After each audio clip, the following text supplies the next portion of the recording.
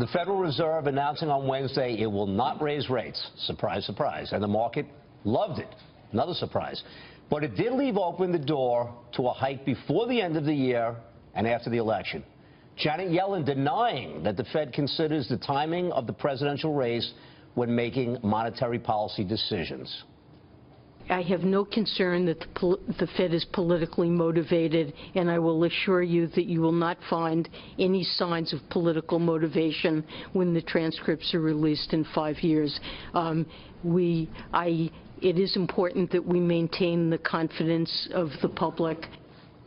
And so we welcome former Reagan budget director and best-selling author. He has a new book out called Trumped, David Stockman. He joins us now. Do you believe what Janet Yellen is saying, well, David? If you believe that, I've got some swampland for you in Florida, at least.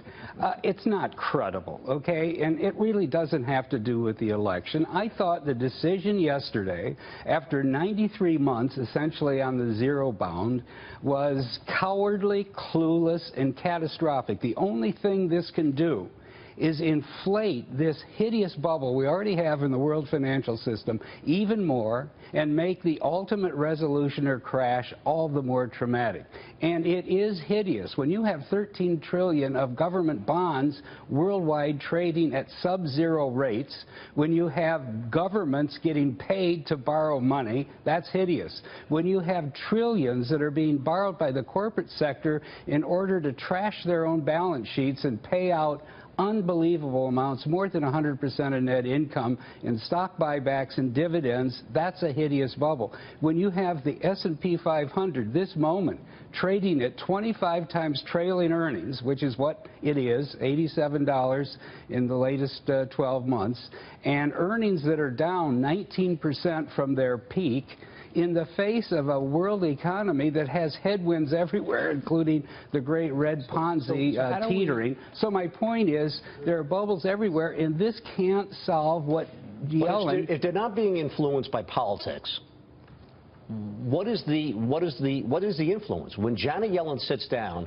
on Wednesday and makes that final decision, what is the thinking?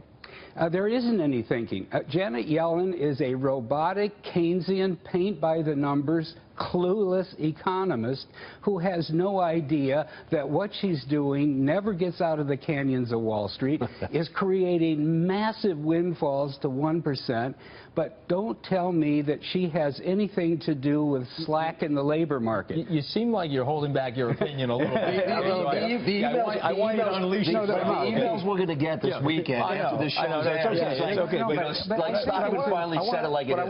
I want to ask this question because, you know, you're wicked smart, you've been around a long time. You're saying in this new book that we're on the brink of financial ruin. We are. Okay, so what steps can we take to prevent that? Well, first of all, we have to have a house cleaning at the Fed. There has been essentially a coup d'etat. They have taken over the entire financial system. The price discovery is dead. The market doesn't trade on anything. But Tom Russo just explained to the viewers that they are the market maker, for lack of a better way to say it, when there is no price discovery. You disagree with that? I totally disagree. I don't think that's what he's saying, though. Yeah.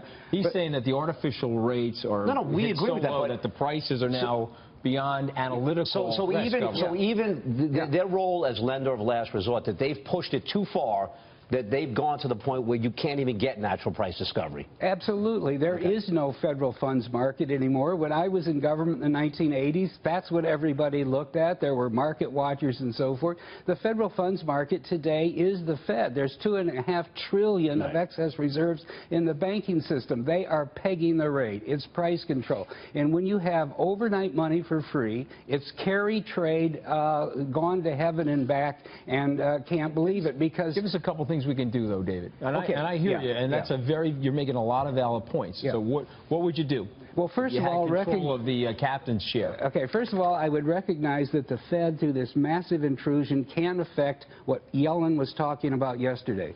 Yes, there's a massive amount of slack in the labor market, but it's due to technology, it's due to social policy, it's due to transfer payments, regulation, taxes, competition with cheap labor all around the world. It's not a monetary policy. She shouldn't even be talking about it. Beyond that, the participation rate is hooked up by a tiny little bit, but but if you look at male prime-age workers, we're at the lowest level we've been in 40 years. So clearly, after all this money printing, nothing has happened to change the so-called slack. Secondly, inflation coming in too low. What is she talking about? You know, CPI less food and energy up 2.3% in the last year. The difference is that global oil has collapsed and commodities have collapsed. The Fed can do nothing about that. It's actually a good thing on the margin because we import more oil than we produce.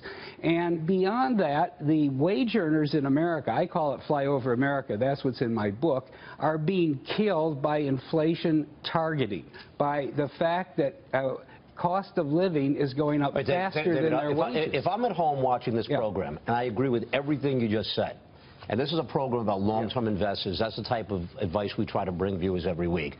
What do? Do I basically put all my cash in a vault and actual cash dollars in my house? What do I do to protect my assets? I think you get out of harm's way as quickly as you can Monday morning. These markets are dangerous. These bubbles are utterly unstable. There are a few robo-machines left in the market that are driving these prices to insane levels, and all we have to do is have one unexpected black swan, including possibly Donald Trump's election, and the whole thing will come unwound. Never enough time. We need to do a whole program with David. You'll come back. We want to thank you for joining us today. Great.